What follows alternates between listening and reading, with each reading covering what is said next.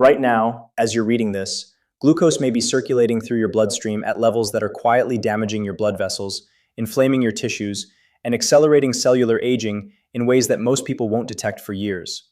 The frightening part isn't that it's happening. The frightening part is how completely normal it feels when it does. This is Dr. Steve Collins, and on this channel we follow the science wherever it leads, no matter how uncomfortable that gets. Here's what we need to establish immediately, because this changes everything. Elevated blood sugar is not simply a problem of eating too much sugar. That is the oversimplification that has kept millions of people trapped in a cycle of frustration, confusion, and worsening metabolic health. What is actually happening inside your biology when glucose stays persistently elevated is a cascade of interconnected failures, and understanding all three layers of that cascade is the difference between managing a symptom indefinitely and actually reversing the underlying dysfunction. Layer 1 is glucose clearance failure. Glucose is circulating in the bloodstream, but it is not being efficiently drawn into the cells that need it, primarily your muscle cells and your liver. Layer 2 is excess production. Your liver isn't just failing to clear glucose, it's actively making and releasing more glucose into the bloodstream, often in response to hormonal signals that have become chronically dysregulated. Layer 3 is insulin resistance itself, the state in which your cells have lost the ability to respond normally to insulin signaling. And this third layer is the engine driving everything else. Here's why that matters so much. Insulin is your body's primary glucose traffic controller. When it's working correctly, it directs glucose away from the bloodstream and into your cells with remarkable precision, like a perfectly coordinated distribution network. Every cell gets what it needs. Every signal fires at the right time. Blood glucose stays within a narrow, healthy range. But when insulin resistance develops, those signals begin failing. Glucose backs up in the bloodstream. Cells become starved even in the presence of excess glucose circulating right beside them. And the downstream consequences ripple through virtually every organ system in your body. So the question becomes, what can actually move the needle? What interventions have real mechanistic evidence behind them? And what do most people get completely wrong when they're trying to correct elevated blood sugar? Let's start with the mechanism that might be the most underutilized tool in metabolic health. And once you understand the physiology, you will never look at a short walk the same way again. When your muscles contract, they trigger a cellular response that is entirely independent of insulin, completely separate from the broken traffic control system. Through a molecular pathway activated by the energy-sensing protein AMPK, muscle contraction causes specialized glucose transporter proteins called GLUT4 to migrate from inside the muscle cell to the outer cell membrane. Once there, they open like channels and begin pulling glucose directly out of the surrounding bloodstream into the cell where it belongs. Here's what makes this so powerful. You don't need insulin to cooperate for this to work. You don't need your cells to suddenly regain sensitivity. All you need is muscle contraction. A 10 to 15 minute walk after a meal can measurably reduce the post-meal glucose spike that would otherwise occur. Not a sprint, not an exhausting gym session, a walk. Human research consistently supports this, showing that short bouts of post-meal walking reduce glucose elevations and improve overall glycemic patterns across the full day. But here's what most people miss, and it's the part that makes this even more valuable. The benefit doesn't end when the walk ends. GLUT4 activity remains elevated for hours after muscle contraction stops. Your muscles stay more receptive to glucose uptake long after you've returned to your desk or your couch.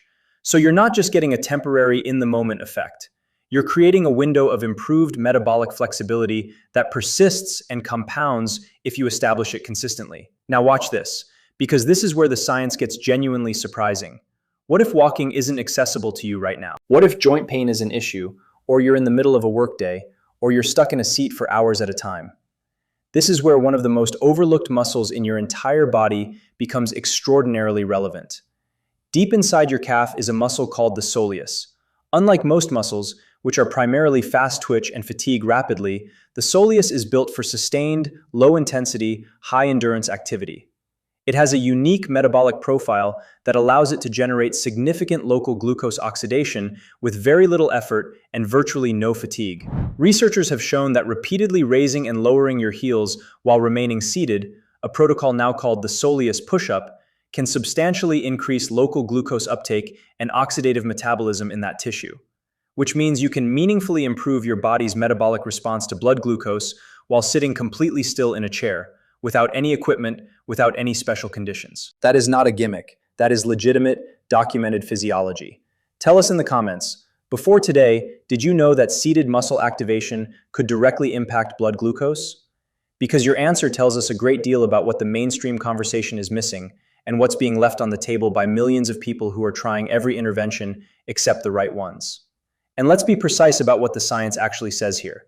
The soleus represents only a small fraction of total body muscle mass, so its absolute contribution to glucose clearance is modest on its own. But the mechanism is real, and it matters most as a tool for maintaining some level of metabolic activity during long sedentary periods that would otherwise shut down GLUT4-mediated glucose uptake entirely. It's a gap filler, a bridge between movement opportunities. And in a world where most people spend 6 to 10 hours a day seated, that gap is enormous. The second mechanism we need to break down is one that almost never comes up in conversations about blood sugar management, and that is hydration. When blood glucose rises, your kidneys attempt to excrete the excess by filtering glucose into the urine. But glucose is osmotically active, meaning it pulls water along with it as it moves. So elevated blood sugar creates fluid loss, and that fluid loss concentrates the glucose remaining in the bloodstream, which makes readings worse, which stresses the regulatory system further, which drives more fluid loss. A self-amplifying cycle that most people don't realize is happening. But it goes deeper than simple concentration effects. When you're dehydrated, a hormone called vasopressin rises. Vasopressin is classically known for its role in regulating fluid balance and promoting water retention by the kidneys. But evidence suggests it also plays a modulatory role in glucose metabolism. Chronically elevated vasopressin has been associated with impaired glucose regulation and elevated metabolic disease risk. So, dehydration isn't just thickening your blood and concentrating your glucose. It may be actively degrading the hormonal environment in which all of your glucose-regulating mechanisms are trying to operate. Here's what we know clearly. Water does not flush sugar out of your bloodstream. That is not how physiology works. What adequate hydration does do is maintain blood volume, support kidney filtration efficiency, stabilize the hormonal balance your body needs, and keep circulation flowing the way it's supposed to, all of which allows your glucose-clearing mechanisms to actually function. Remove those conditions, and everything else works less effectively, including the muscle contraction pathway we just discussed. This is educational and not medical advice. We're evidence-led and we manage risk carefully. But what the evidence suggests is that something as simple and accessible as consistent hydration is doing more metabolic work than most people ever give it credit for. If your glucose is elevated right now, start with a full glass of water and sip steadily over the following hour. Not panicked chugging, consistent, deliberate hydration. And ask yourself honestly, how consistently well hydrated have you actually been over the past week? Because chronic low-grade dehydration is remarkably common and remarkably invisible, and it may be compounding your glucose dysregulation in ways that go entirely unnoticed. Now let's address the third mechanism, and this one is going to directly challenge the instinctive response that most people have when they see a high glucose reading. Because that instinct, for almost everyone, is to restrict, to skip the next meal, to fast longer, to eat less. And on the surface, that logic seems completely sound. Less food input means less glucose, right? Wrong. And here is exactly why that logic fails at the cellular level. When you skip a meal, your body does not interpret that as an opportunity to clear the excess glucose that's circulating. It interprets the absence of incoming energy as a threat. Cortisol and glucagon rise in response to the perceived shortage, and those two hormones send one very specific instruction to the liver: release glucose now. So your liver begins producing and secreting glucose, not from a meal, but from stored glycogen and from a metabolic process called gluconeogenesis, in which the liver manufactures new glucose from amino acids and other non-carbohydrate precursors. The result is that your blood glucose can rise, sometimes substantially, without you eating a single gram of carbohydrate. This is why people with significant insulin resistance frequently wake up with higher fasting glucose than they went to bed with. The liver has been responding to cortisol signals throughout the night, quietly releasing glucose into the bloodstream for hours while you slept. The smarter move is to use your next meal as a metabolic reset. Not a high-fat indulgence, not a ketogenic extreme, a strategic, fiber-rich, low-saturated fat meal built from whole, minimally processed plant foods. Research consistently demonstrates that dietary patterns high in soluble and insoluble fiber and low in saturated fat significantly improve what's called hepatic insulin sensitivity, meaning the liver becomes more responsive to insulin's signal to reduce glucose output. The mechanism deserves understanding because it changes how you think about these foods entirely. Dietary fiber, particularly soluble fiber, ferments in the lower gut to produce short-chain fatty acids including butyrate, propionate, and acetate. These molecules travel through portal circulation to the liver and muscle tissue, where they activate signaling pathways that improve insulin receptor function. Saturated fat does essentially the opposite. It accumulates as intrahepatic and intramyocellular lipid, physically embedding in the cellular machinery that insulin signaling depends on, and directly interfering with downstream signal transduction cascades. This is not a theoretical concern, it is a documented, well-studied cellular pathway. So your metabolic reset meal looks like this in practice. Generous portions of leafy greens, non-starchy vegetables, legumes like lentils and chickpeas, whole food starches like oats, sweet potatoes, and intact grains, with minimal added oils or saturated fats. Those whole food carbohydrates might produce a modest glucose rise in someone who is currently significantly insulin resistant. But here's the critical distinction you must hold on to. That rise is not evidence that the food is causing harm. It is evidence that the underlying signaling dysfunction hasn't yet been corrected. As insulin sensitivity improves over weeks and months, those same foods produce flatter, more stable glucose curves. The carbohydrates were never the primary problem. The broken cellular signaling was the problem all along. Now, here's where we slow everything down, because the fourth mechanism is the one that surprises people the most, and it has nothing to do with food or exercise at all. Stress raises blood glucose, directly, measurably, consistently, and for many people, chronically. When you're feeling anxious, pressured, or frustrated, even about a high glucose reading itself, your adrenal glands release cortisol and adrenaline. Your liver receives those hormonal signals and responds the same way it would if you were physically fleeing a dangerous situation. It mobilizes glucose into the bloodstream to fuel the fight or flight response. Your body has no ability to distinguish between psychological stress and physical danger. Both activate the same hormonal cascade. Both drive the liver to output glucose. So someone under chronic occupational or emotional stress will consistently run higher glucose levels, not because of what they're eating, but because their cortisol is chronically elevated and their liver is chronically responding to it. This is the reason blood sugar can rise on days you haven't eaten anything out of the ordinary. The hormonal signal was the driver, not the food. Consider what that means for someone who is already motivated, already making dietary changes, already exercising regularly, but remains under persistent psychological pressure. They're fighting the cortisol signal with one hand, while unknowingly reinforcing it with the other. Their liver is being told to release glucose at a rate that no dietary adjustment can fully compensate for. And because the connection between stress and glucose isn't intuitive the way food and glucose is intuitive, it often goes unaddressed for years. Clinical research has demonstrated that stress reduction practices, including slow breathing, mindfulness, and relaxation training, can improve glycemic control even without changes in diet or body weight. The pathway is direct. Lower cortisol means lower liver glucose output. Lower sympathetic nervous system activation means less glucose mobilization. Lower systemic inflammation means better insulin receptor sensitivity at the cellular level. Stress management is not optional when it comes to glucose control. It is a core metabolic intervention. Here's a technique you can apply immediately, and we mean right now as you watch. Breathe in slowly through your nose for 4 seconds. Then exhale even more slowly for 6 seconds. Repeat for 2 to 3 minutes. That extended exhale activates the parasympathetic branch of your nervous system, your body's rest and recovery mode. Cortisol drops, heart rate slows, liver glucose output decreases. This is a direct physiological intervention that costs nothing, requires nothing, and works through a clear and measurable biological mechanism. Think about how all 4 mechanisms interact as a unified system. Movement opens the glucose drain by activating GLUT4 independently of insulin. Hydration supports the filtration infrastructure and stabilizes the hormonal environment.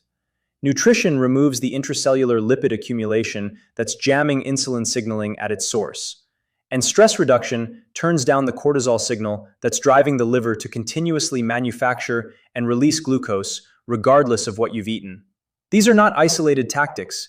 They are interlocking levers within a single biological architecture. And if this level of evidence-based metabolic science is what you've been looking for, subscribe to Dr. Steve right now, because this is exactly what we do every single week.